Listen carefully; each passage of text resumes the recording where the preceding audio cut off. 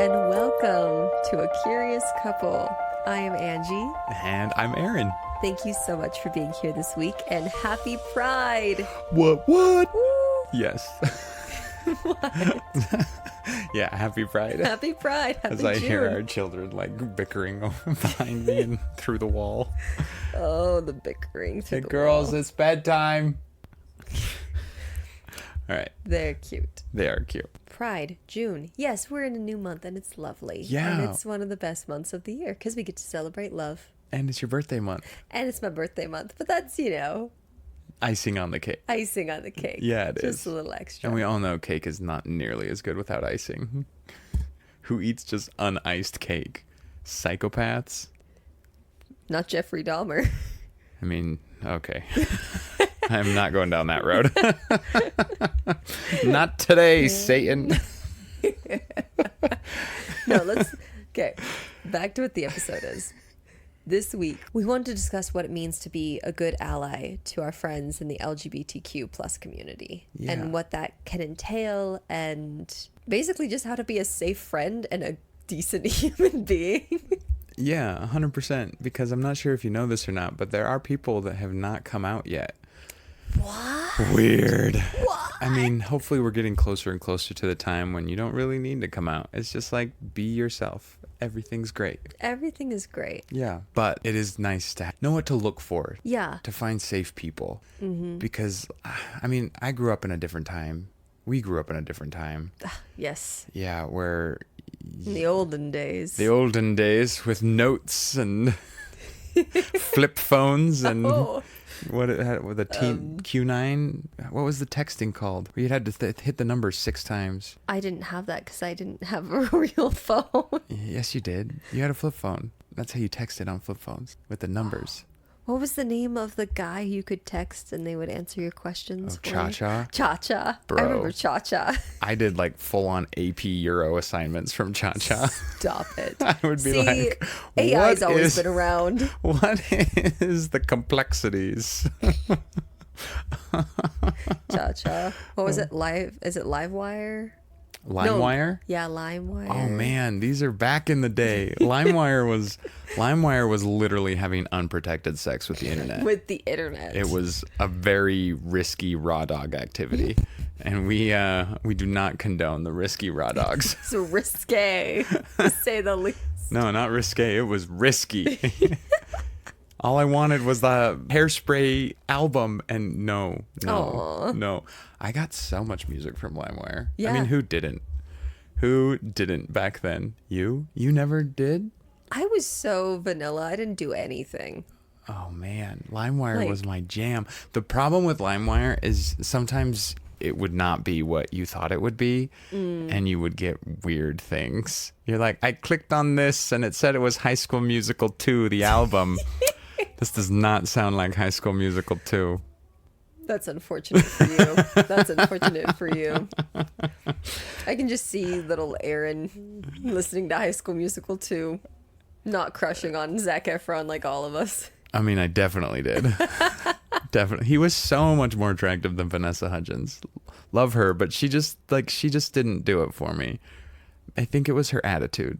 It was definitely her attitude, because Yeah. that's how she is in real life. Well, and my uncle did security for High School Musical too, because they filmed it in St. George down at Entrada, the golf course. Yeah. And my uncle had he was self-employed and he did a bunch of security for the golf courses down there. And I remember him telling me how awesome everyone was except for Vanessa Hudgens. He was Which is like, so everyone is funny. so great and kind and friendly, but she was awful. And I was like, that doesn't surprise me. Yeah, which is so funny because she's always playing these super sweetsy characters, or like the bitch. There's no in between. Okay, but I loved her in Tick, Tick, Boom. I did love her. I in think Tick, that Tick, might be Boom. my favorite thing I've ever seen her in. I enjoyed her in Rent. I didn't see her in Rent. Did she was play Mimi? Maureen. Oh, she was Maureen? Mm-hmm. Huh? I've seen her as Maureen and Mimi. Okay, Mimi makes sense. Maureen? Mm-hmm. I do not get Maureen vibes from her. I enjoyed it. And it really worked well with her Joanne, because her Joanne, like, they were very cute, Yeah? caring, but they were both very sweetsy, Okay. which I don't know. Maybe it's because I was a very sweet Joanne, and I'm like, oh, I feel seen. I don't know. You were wearing the pantsuits better than I could. You could rock a pantsuit. I don't know. My air guitar stole the show.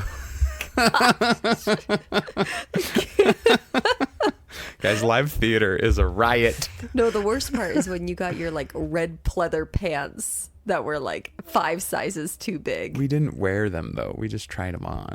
That wasn't in the show. That was just a costuming attempt. It's a little behind the scenes action. Yeah, of our Rent days. We loved Rent. Rent was so much fun. I would love to do Rent again, but we will. Yeah, I learned the guitar. Well, I didn't learn the guitar. I learned how to play 4 chords. And pretended. So stressful. It was the epitome of stress for me. I've never been more stressed in a performance ever. And they were like, Aaron, you're not good enough. We're going to have to cut it. I'm like, no! I can do this. Over my dead body. Over Mimi's dead body. Our poor music director was probably so fed up with me. Like, Aaron. She was fed up with everybody, though. I remember one night I tried something different vocally, and she came back and she's like, so what happened? Are you feeling okay? And I just like cried for a minute. I'm like, I'm sorry, I'll never try anything again. Oh, that's funny. I love her. She's a doll. She is. She's a sweetheart. She is. Oh man. Okay, well, back to the point. Back to the point at hand. You know, here's our first lesson of finding an ally. If they have done Rent, they're probably safe. Probably safe. If they didn't walk out of Rent, they're probably pretty safe. Yeah. If they did walk out of Rent, there's a red flag there. It's a little red flag. Just Definitely a little rosy. bit. Yeah, just Definitely a little rosy. red. Oh yeah, Rent was oh man, Rent was a vibe. Wow, we got way off topic. Last week's challenge. Ooh, last week's challenge. Last week we talked about Wish. It was our first double launch in a day. Yeah. Yeah, and we had our girls on. It was a fun little episode. Thanks for joining us on that one. But the follow-up on the challenge of last week is, what are you wishing for? What are you hoping happens? I've got some big wishes. Angie and I, like, you know, we're both Geminis. So my birthday was just last week. And for mine, I went out and I spent the night in the mountains. And I made some wishes and said some prayers and did some meditation, and it was a vibe. So, you know, go for it. It's within you. That's the truth of it. That's what the truth has always been. Is you have the power. So we're all stars. Yeah. I think it's really powerful to wish and to hope and to use that power in an intentional way. When I've been looking at the chakras a lot lately, and we all have our chakras activated right now. So your third eye, your wishing center, is alive and well. The challenge with it, though, is when it gets hijacked by the ego. The research shows that we are naturally inclined to the negative. Yeah. If someone were to come up to you and say, hey, guess what? Your first instincts might be like, oh, shoot. Like, well, it's a survival tactic. And for whatever reason, we're predispositioned for the negative. And so our third eye is also predispositioned for the negative. Ooh. Yeah. Like an example I like to use is your boss comes to you and is like, hey, we need to meet later. And you're like, you see? Yeah. Like, what did I do? What's wrong? What didn't I do? What did I forget? Hey, we got to talk. Yeah. Hey, we need to talk later. And it's like, I've said that phrase before, and it's because I know it's a bigger conversation that needs some space and focus. And it's like, I don't want to talk about this with you while our children are screaming for Ponyo noodles. So, but our mind's going to the negative place. And so that's our third eye. It's actively imagining worst case scenarios of, oh shoot, what did I do wrong? Oh shoot, what are they going to say? Oh shoot, why are they mad? I live there. Yeah. It's like, you can't hurt me. I've already hurt myself in all these situations. See, and so to rewrite the script or to change the narrative on the third eye and intentionally wish and hope for a brighter future or a bigger tomorrow, it's a good practice. Try it out. If you're not used to wishing, You should make some wishes. You can wish on anything. Stars, birthday candles. Birthday candles. Birthday candles. We've had lots of birthday candles lately. Birthday candles. To get back on track a little bit, we want to talk about the importance of having an ally. Yeah.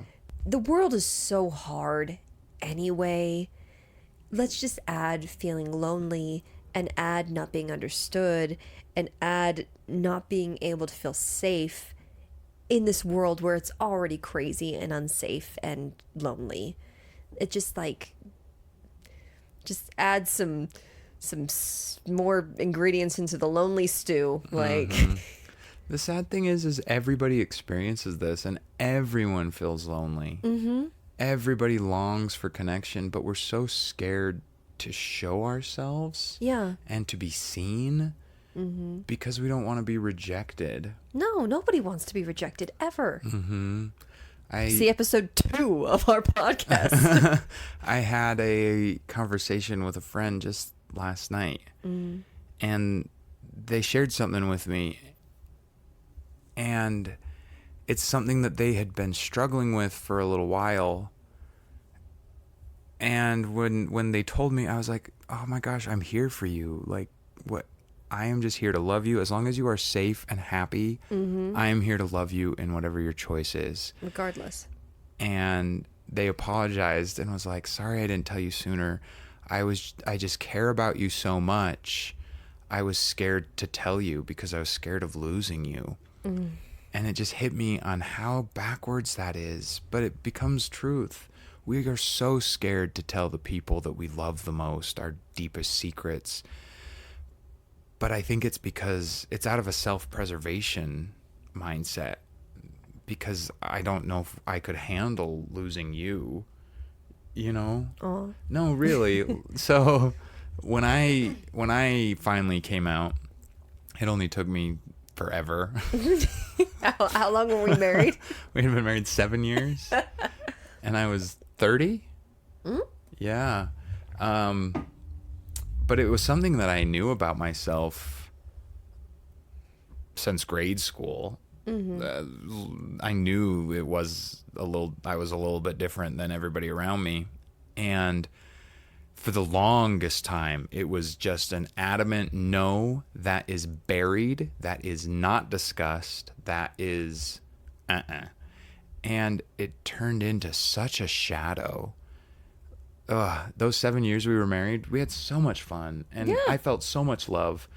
But every time Angie would say, I love you to me, there was a part in the back of my brain that would come up and be like, that's really sweet. And she means it. And you can tell she's sincere, but she doesn't know all of you. She loves what you've shown her. She loves what you have crafted yourself to be. She doesn't love you. She loves the image of you that you've made. And that voice, especially with the ones that you love the most, especially with the ones that care for you the most, don't recommend. Not a recommended thing. So no, and I don't know. There's a level of conditional and unconditional love, and as harsh as it sounds, the unconditional love isn't going to go away, regardless of anything you could say, do, be, identify with. Yeah. I think it's hard, though, because that hasn't always been the case.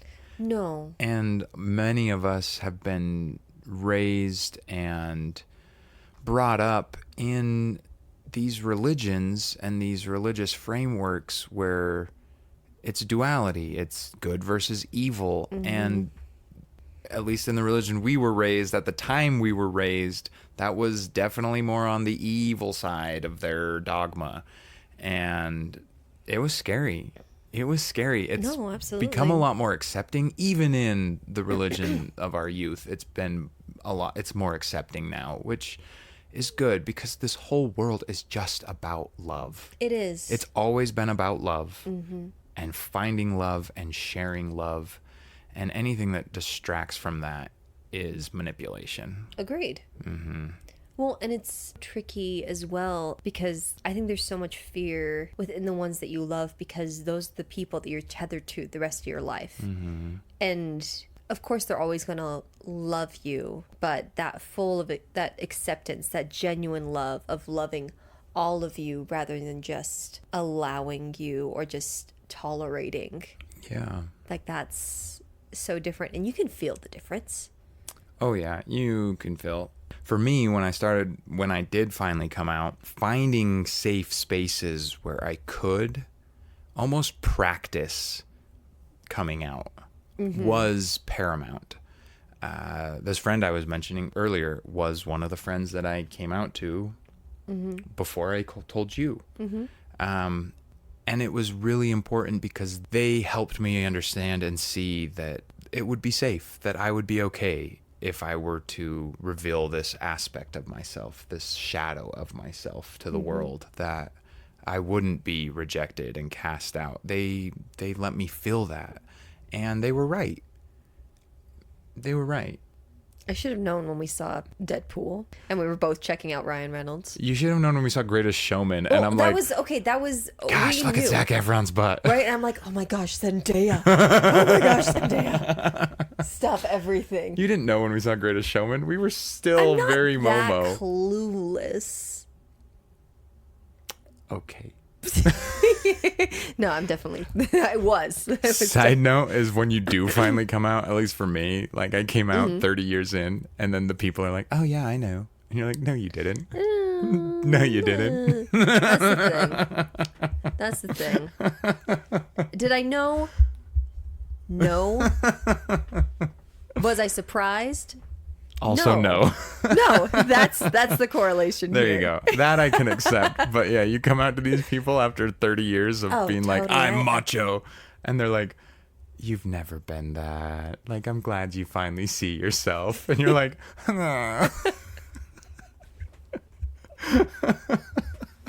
You can be macho and queer. yeah, I know. Anyways.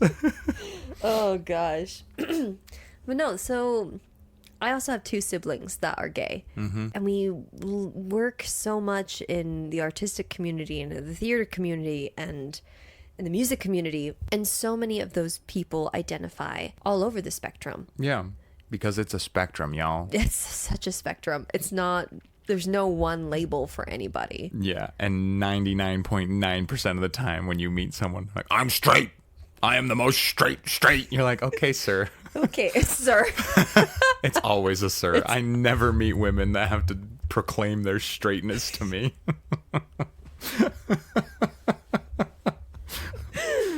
Sure, and then I'm great. That's so good for you. It's so great. I'm so glad that you're so straight. But I don't think anyone can look at people like Zac Efron or Channing Tatum or Gerard Butler.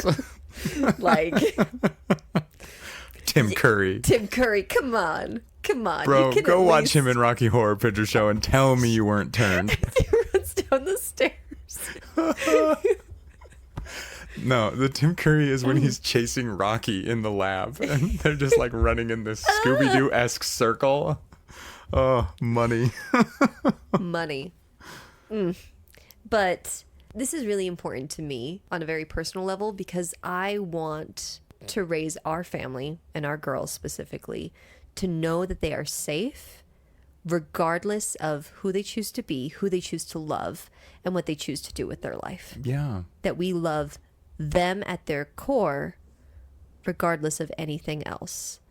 So for me, I strive very much so to be someone who is open and willing and loving to anyone because I would hope and want that for my children, and I want that for my family, and I want that for most people. I genuinely try and allow people to love and be who they are. I mean, just don't murder anybody. That would be, yeah, I mean, no, don't harm. Yeah, that's kind of where I draw the line. Yeah, you don't harm.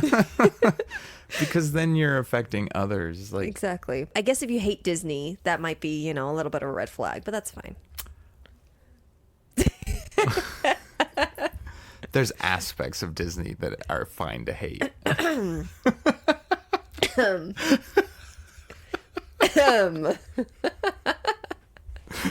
For me, anything sexually themed was not discussed. Oh, same. Not a discussion. And when it was discussed, there was so much bush beating that you never got to the root of the issue.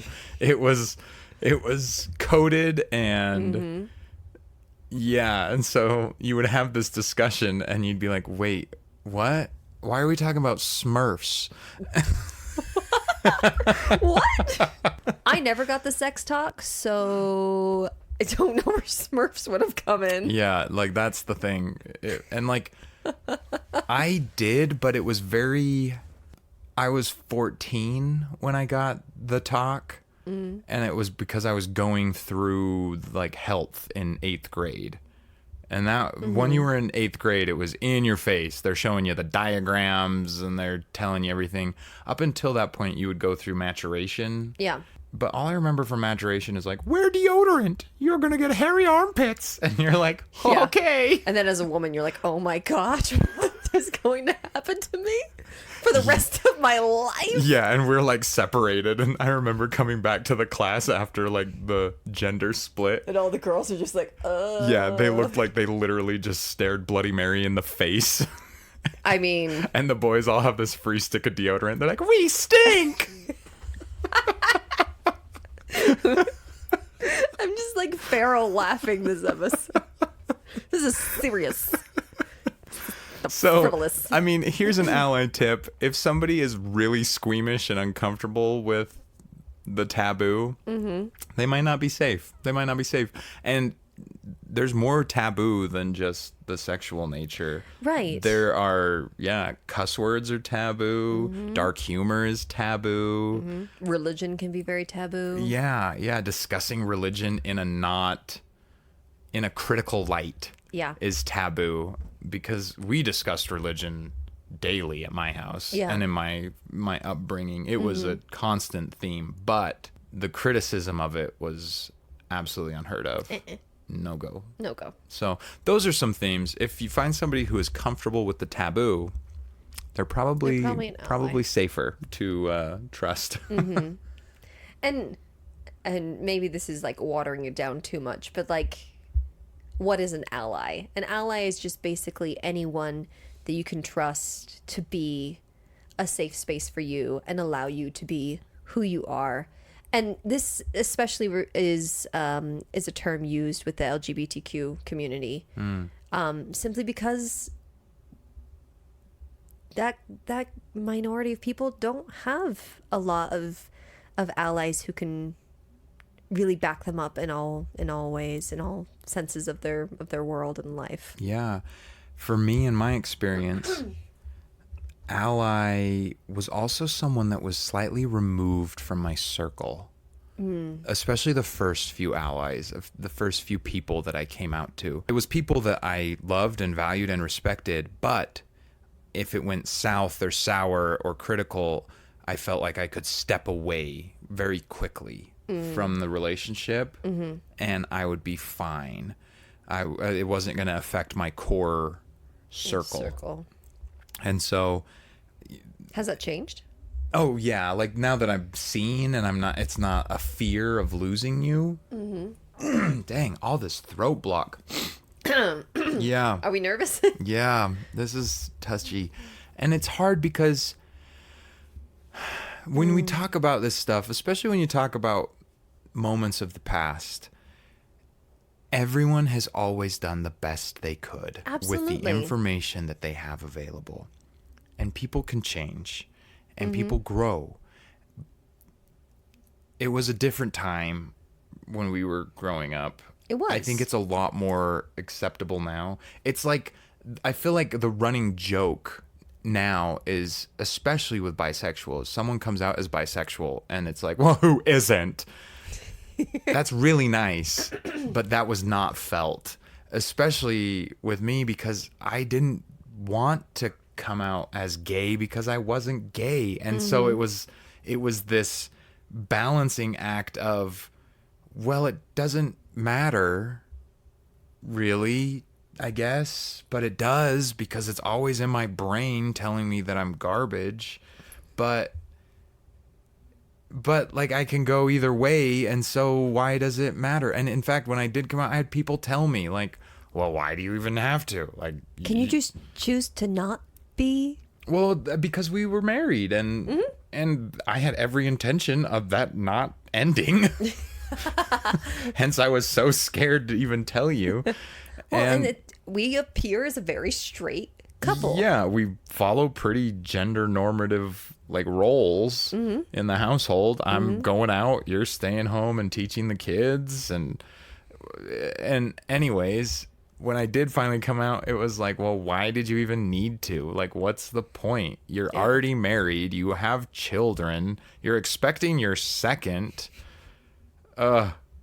Yeah, I got how awful I was to do that because Angie was expecting our second when I did come out. And I was just told that that was so awful of me to tell her because she wasn't feeling her best. And now I'm just because you were pregnant. And when you're pregnant, you Oh, that's right. I'm not human. yeah, you're like, I don't know. You turn I'm into some hormonal and monster. angry. Not that.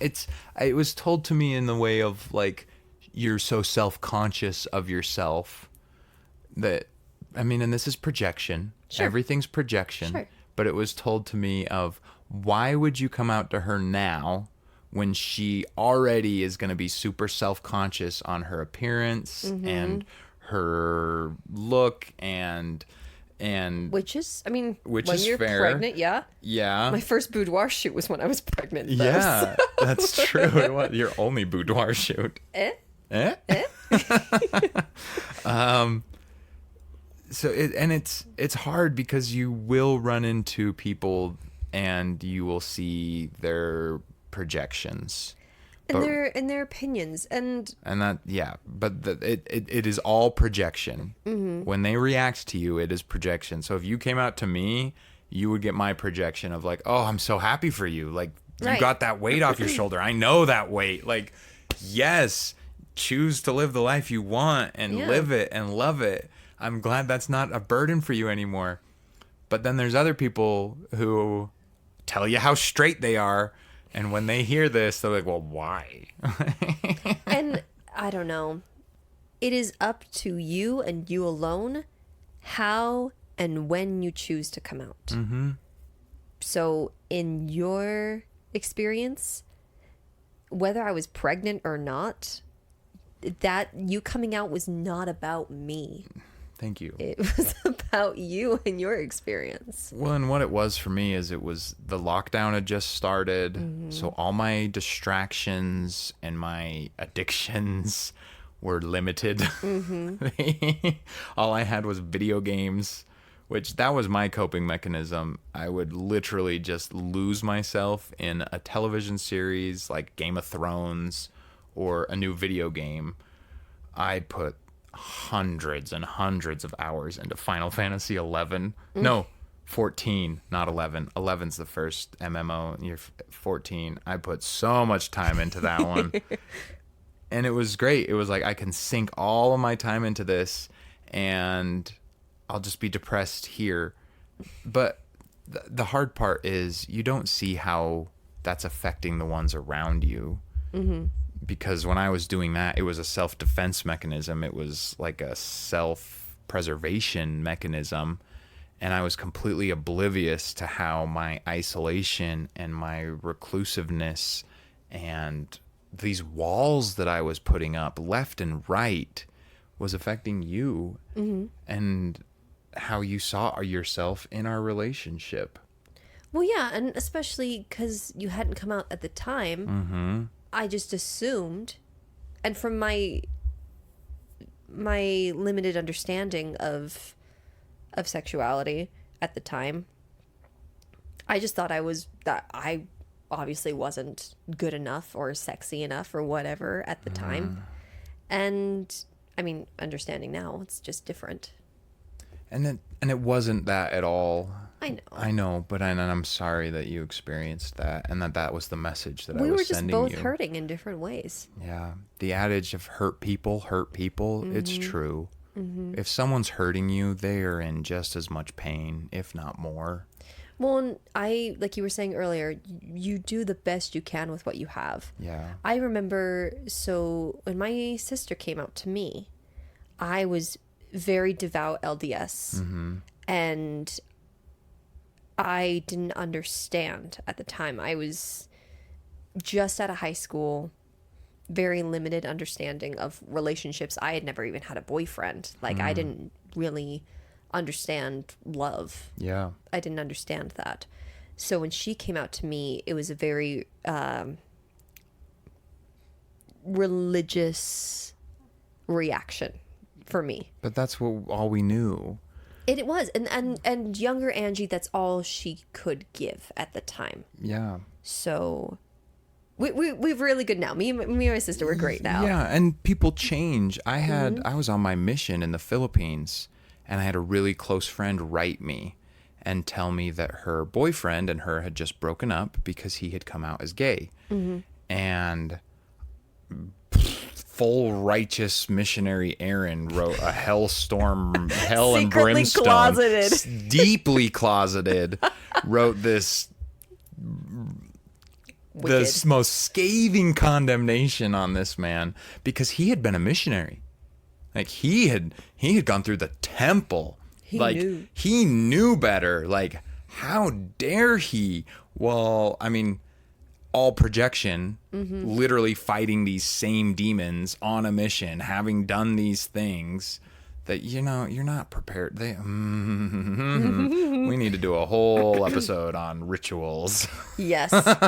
Yes. Let's look, just, it doesn't cost anything to be nice, just to be kind, right?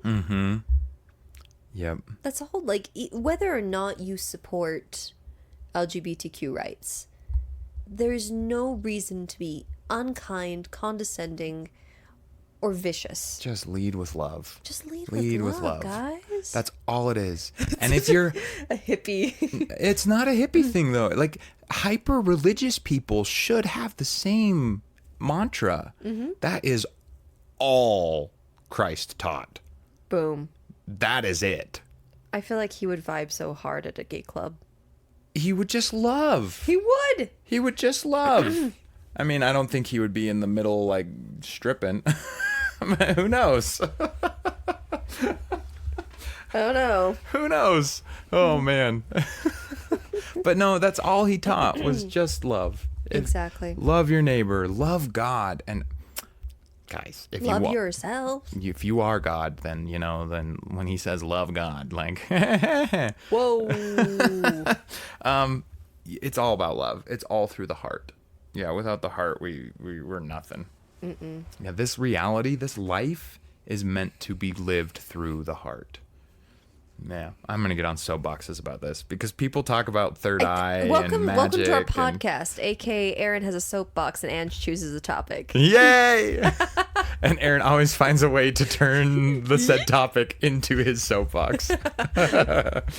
But the heart is so powerful, and a lot of people in the spiritual community and the New Age community, it's like, oh, my third eye, oh, my crown, oh, my pineal gland, and you're like, yeah, that's all really exciting stuff. But if you skip the heart, and that is the key ingredient, y'all. Key ingredient. Anyways, I've gotten us way off topic. Why don't you reel us in? You're lovely. Thank you. You are lovely. So let's go the role of an ally. What is the part an ally plays in a queer person's life? Yeah. Do you want me to answer, or do you have anything to say? I mean, there's different levels of it. There is. Because you've got like your, I guess you could call him passive, like your passive ally. Someone who is just there to listen, be a support, and love you for who you are. Yeah. And that is a beautiful thing. I Yeah. feel like passive isn't a good enough word for it because it sounds really... No, but there's strength in that passiveness because you need people that make it not a big deal. Like, you need that reaction of like, oh, okay, great. Like, let's go do this now. Yeah, like I remember... Business as usual. You're like, oh, the world didn't fall apart? Like, Yeah. you didn't need to have a discussion with me or You Or need just like, those. yeah. Is everyone okay? Are you all right? Did Yeah, something go what wrong? happened? Oh. Were you assaulted as a child? Okay. But no, just to have those passive people who just love you for you Yeah. is such a beautiful thing. It is. It's cool now that I came out to Angie first, and then my immediate Not to me family. first. Well, not to you first, but like I came out to some third party, like I said, a little bit more removed, just, outside perspective, more so. And yeah, you're so scared of losing the ones you love the most that it is hard to come out to those people first. Especially when they're pregnant. The audacity of myself. No, but yeah, the role of the ally is really just to listen. It's not about the ally.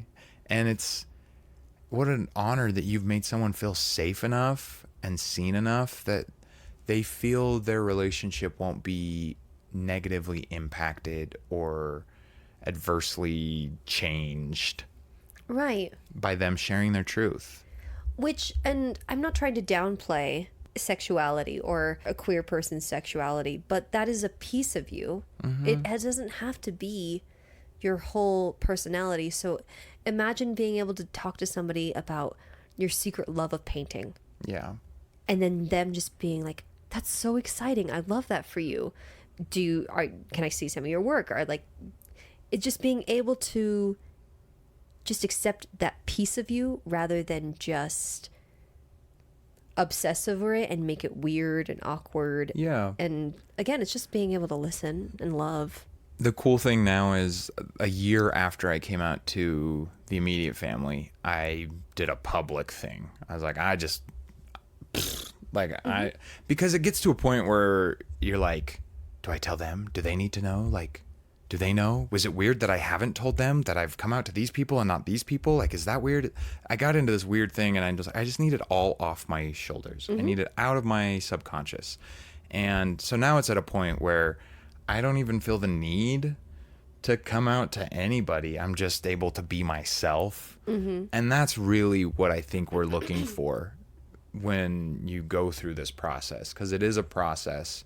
But at the end of it, you're able to just be yourself and not worry about it. Like, if someone was really curious, they could ask me and I would straight up be like, oh yeah.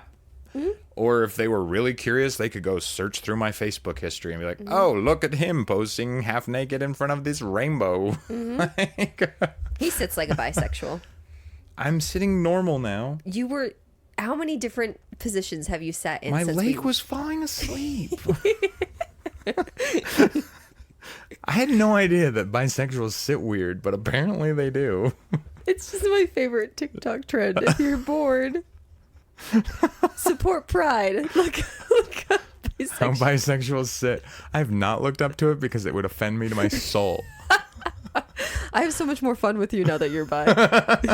I mean, you were always bi. Now that you're in on the joke. No, I'm in on it. Now I want to move how I'm sitting. Weird. Do you know why, though? Oh, if you read body language and you look into body language stuff, it's root flares.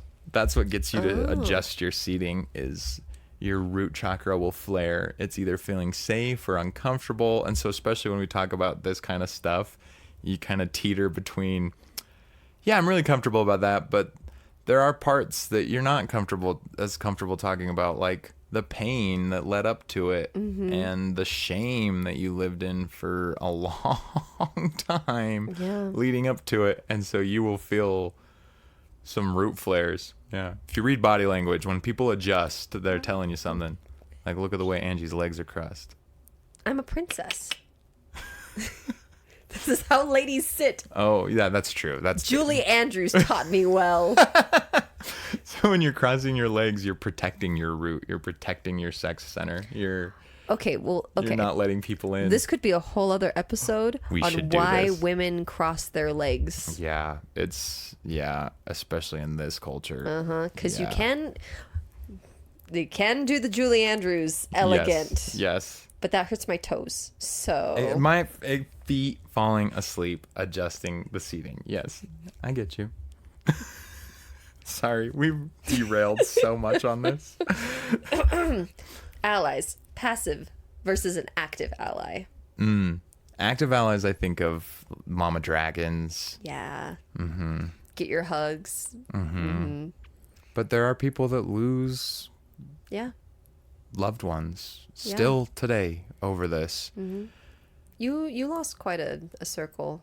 Yeah, but I think it's because people don't know how to interact with you once you live authentically. People that aren't living authentically get really uncomfortable around you. And you'll find they just remove themselves. It's weird. I've been doing a lot of spiritual work lately. Yeah. And it's said that the people that find the spiritual path are not the happy people. They're not the people with rainbows and joy just beaming from ear to ear. They may look that way, but the people that find themselves to the true spiritual path, not a religious path, very different, is the broken people, is the hurt people, is the damaged people. And yeah, it's a lot. It's a lot. And you go down that path because you get so lonely, and then that path just leads to more loneliness. Is there a happy ending? I don't know. We're not at the end yet. Because people are asleep. They really are. And when you start this awakening process, people get really uncomfortable with you because you're challenging the framework that they have built their whole life around. And so when you come out, if you have people in your circle that have built their whole life in this framework, your presence is a threat to them. Well, I mean, you could even break it down simpler. In their cast of characters that they've built their story around, they've always seen that character in a certain way. So I feel like some people, when they do come out, it's almost like well, no, that's not how you are in my story. That's not how I've seen you. So what does this mean? What does that mean? It just, not that it changes any intentions, or you're still probably the same person. I felt the same. I felt like a big weight had been lifted off my shoulders. But I got that. I got people telling me, like, no, you're not. Like, they decided for me. Like, no, you're not. Oh, okay. Sure. I guess all of this inner turmoil This was is just... all I needed. Thank you. Thank you. This is the bad place. This is the bad place. No. Ugh. Hey, I love you. I love you too. Are you okay? I'm good. I'm Okay. good. Sorry, we're delving into childhood trauma stuff. And again, it's hard for me because the trauma is real, the pain is real, but the actors in those stories I do still love, and they love me, and people will change. People will change. Just be yourself. Be yourself. But yeah, when you live authentically, you're a threat to people that have lived inauthentic lives. So that can be a repercussion, is losing inauthentic friends, inauthentic relationships. But you didn't want those. And those people will wake up eventually.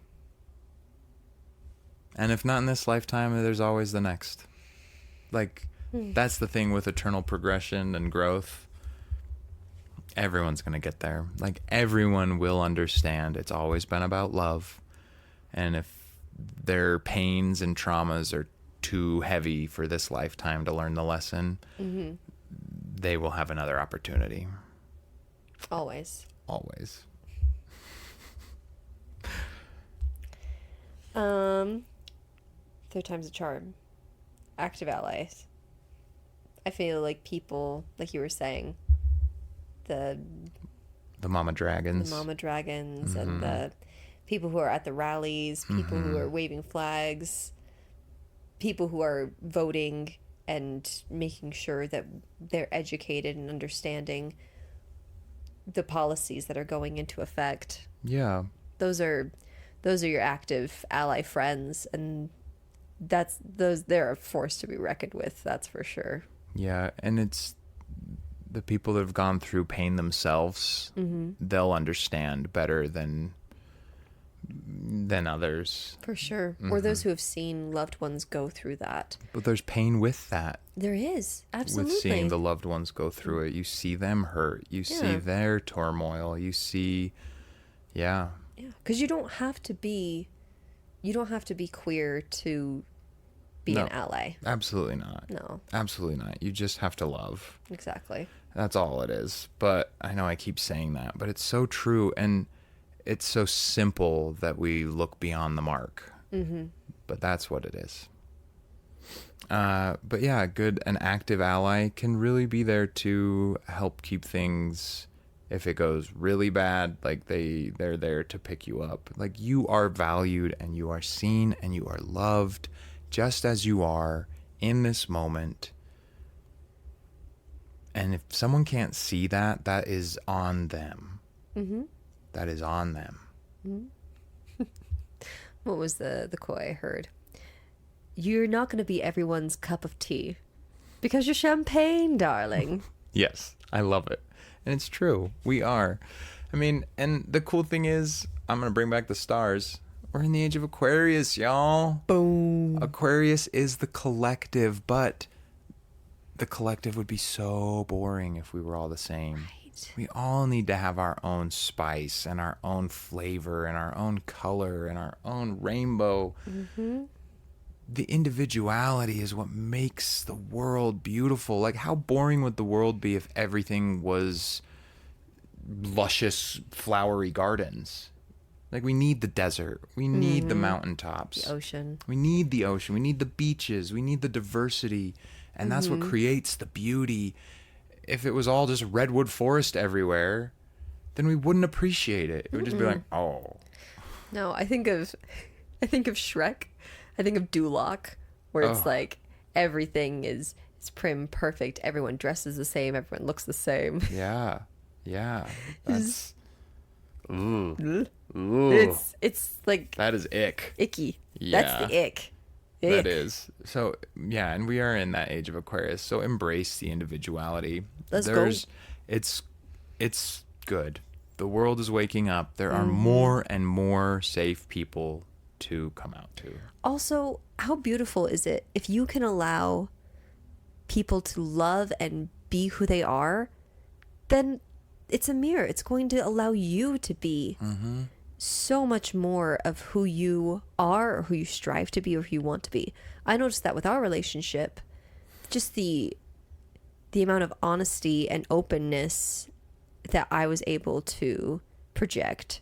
Not that I was lying or hiding or anything before, but there was just walls. Yeah, it was just we were guarded in different areas, like subconsciously even. Yes. Yeah. So being able to see all of you allowed me to be all of me. Yeah. And I love that about our relationship. And then it allowed me to be so much more of myself to the people I felt safe with. Yeah, and this might sound melodramatic, but coming out was the best thing I think I did for our relationship. Like, it changed our relationship for me everything. on a fundamental level. And I am so grateful that I did, instead of just battling with my demons in private all the time. Yeah, we're a partnership. You can't do it all by yourself. Exactly. And the nice thing is, when you face those demons, they leave. They don't stick around. What? Yeah, demons. Guys, we have an episode on demons. Plug it in. But guys, when you look in the darkness dissipates, you know. Light and darkness cannot occupy the same space. Nope. You bring it to the light and it won't haunt you anymore. It's not going to be chasing you anymore. It's really freeing. It's beautiful. And so even if you're not coming out in an LGBTQ manner, if you need to come out as a lover of musical theater to your football loving friends, like, great, do it. Or if you need to come out as a football lover to your musical theater friends, do it. Just live authentically. Isn't that all High School Musical was trying to tell us? We missed the lesson. So let's be Heck fair, are those two doing in a tree? only theater kids watched High School Musical. Guys, we're digressing. We are digressing. Hardcore. Okay. Allies. Yes. Let's go, guys. We got it done. Be an ally. Just love. And if Just somebody comes love. out to you or feels that you're safe, even just to share a sliver of it, you know, because when I first started coming out, it was like, oh, yeah, I've thought those things maybe once.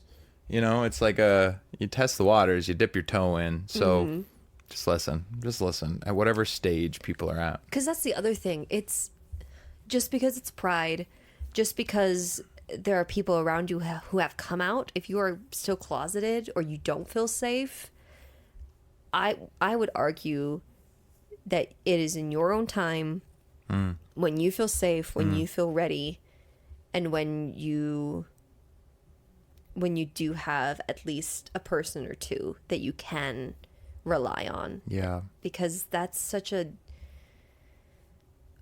I would argue that there's so many people who are straight who never get to know themselves on that level, that don't have that level of inner work and inner thought and understanding of who they are. And maybe I'm just projecting. But I my heart goes out to those people who are still discovering who they are, where they want to identify, if they need to identify, if they want to identify. Exactly. Like you might choose you don't need to and don't want to. That's fantastic. That's the thing. If you want to keep it to yourself and love it, as long as it's building you up, don't do it for anyone else. No, this is about you. This is your life. Yeah, there's a meditation practice when you react or make decisions. Pause, take a breath, and ask yourself, am I doing that for me or for others? Right. Where's the motivation? Right. Because that's the other thing. It's... Humans can be so dumb sometimes. But we're also not the dumbest. So we can understand when people are being honest, when people are being sincere. And I don't know. It's so much better to be authentic and be honest and to ask questions rather than just be in the dark. Like, you don't need to out anybody. You don't need to force anybody to do anything. But if they feel safe and you feel open to it, like, or you don't understand something, questions are never a bad thing. Being curious is never a bad thing. It's not. And really, even use this as a meditation. And the secret of the universe is to know thyself. That is the secret. Know thyself. All aspects of yourself. So if you don't identify as LGBTQ, that's awesome. You're just as valued, just as seen. I still love you. But, maybe ask yourself a question like, am I not? Like, have I ever had even just a fancy? Have I ever had like a fancy? A dream that made me uncomfortable? Like, sit with that. Just think about it for a second. You don't have to go run and being the first down the pride parade, but sit with it for a second. Be like, yeah, he is cute. Yeah, just sit with that and see how it makes you feel. See that you're still you. You're still safe. You're still worthy of love. Like, yeah, just explore. Everyone the curiosity is worthy of love. Always. Worthy of love as you are, where you are. Always. Even in your darkest, lowest moments, you are more worthy.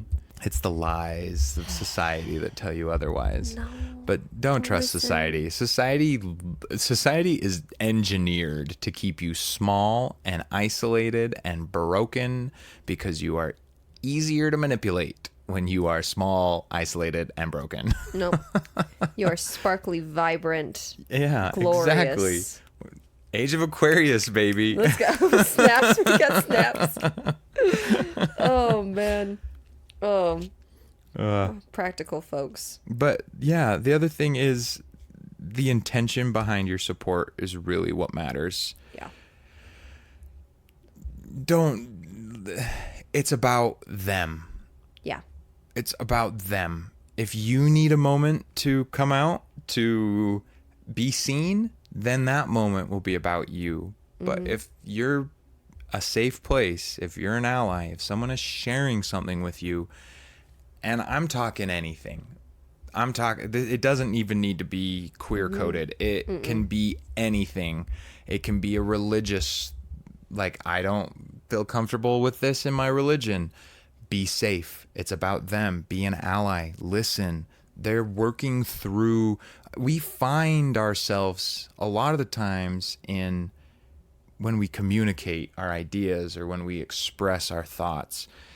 It makes it a lot more concrete than just having it spin in your mind. Right. And so be safe in all things. People have come out to me in many different ways, not just the LGBTQ way. There's many different ways that people can, quote unquote, come out. And really all it means is they don't identify with the camp that they are supposed to identify with in one way, shape, or form. That's it. But there's still love. Love. Still love, guys. That's love my favorite thing about Pride love. is just love. It's That's all the love. thing. All love. And I love how inclusive it is. Like, I remember the Pride flag just being the rainbow. Yeah. And now the Pride flag has more than just the rainbow. It's got the triangle and the racial and it's evolving and it's expanding. You can also have your own boundaries of how open you want to be with somebody. Of course. Like, you don't need to know somebody's complete sex life if you're not comfortable knowing their sex life. Yeah. So being able just to create that space where people can feel welcome and can be themselves, but it's like, okay, no, I don't really want to hear about all the different toys that you're into. Yeah. Like, no, I get, yeah. That's, there are boundaries that you can set up. Yeah, it's not an all or nothing. It's like, oh, cool. I don't need, like, I love you for who you are, whatever you are, in any form you take. And you can leave it at that. Yeah, it sounds, here's the preschool teacher in me. Just treat others the way you want to be treated. Like, Called the golden rule. It is the golden rule. It's real. It is. Let's wrap, guys. So in summary, just love. Guys, Always love. Lead with love, and you can't go wrong. That's all you have to do. You literally don't have to change anything else. Just lead with your heart. The other thing I would tell you to do, the challenge that I would leave with you. Ooh, challenge. Truly. Let's go. Is ask yourself those questions of your own sexuality. Wherever you fall on the spectrum, just ask yourself, where am I? Take some time and meditate on your own biases, whatever they may be. Whatever they may be. As you meditate on them and contemplate and ask yourself those questions, you'll expand. And that's what this is all about, just expanding. When you know thyself, Yeah, you know the world. you know the world. You know the universe. That's, oh man. Oh man. Oh man. No more boxes. No more boxes. This is Pride Month. We just want to hopefully we can all just be a little more kind as we continue to grow. Yep. Just, especially for Pride, lead with love. Yep. That is a goal. So we're going to have some more Pride episodes this month. We have a theme. So we're going to have themes for the next few months. Let's go. It's going to help with our topics so we're not like full on Gemini. Yeah, we're Gemini. We have a bisexual ADHD Gemini Relationship. relationship going on here. We're also millennials. So we're all about that Scorpio energy, about the deeper psychology and... Oh, I was thinking, could we get more chaotic? Could we get more off topic? Yeah. Yeah. Oh, millennials. I love us. I love us. I love us. I love you. Thank you for taking the time to listen to us tonight. Thanks for joining us. Always. And I hope you got some value out of this. If you, wherever you fall on the spectrum, wherever you identify, love yourself and love those around you. You can't go wrong. Love one another, guys. Love one another. This new commandment. Stop everything. Good night. Stay curious.